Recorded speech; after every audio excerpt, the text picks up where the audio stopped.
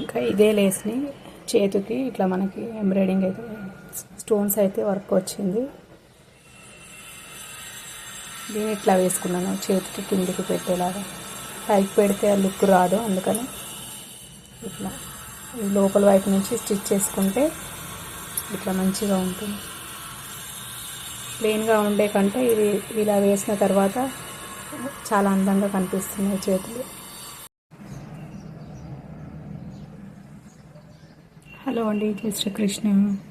ఇది round neck అండి, సింపుల్గా కుట్టి ఒక లేస్ వేసాను.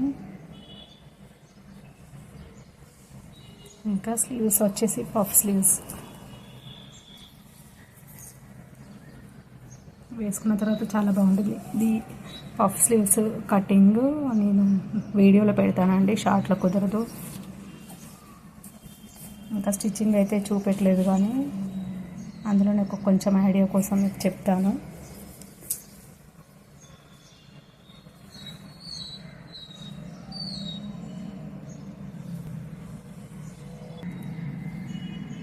ఇంకా ఫ్రంట్ పార్ట్ వచ్చేసి కటోరీ.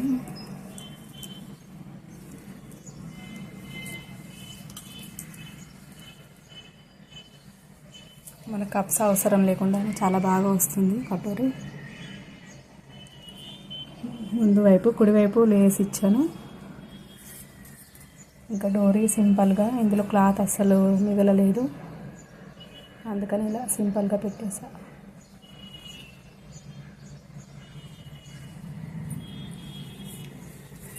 ఇంకా పఫ్ స్లీవ్స్ కటింగ్ కోసం మాత్రం మీరు వీడియోలో చూడండి. ఒక 1 or 2 డేస్లో పెడతానండి, అర్జెంట్ వల్ల వీలు కాలేదు పెట్టడం. ధన్యవాదాలు. నచ్చితే లైక్ చేయండి. ఇది మీకు ఒక ఐడియా వస్తుందని చెప్పేసి ఇది పెడుతున్నాను.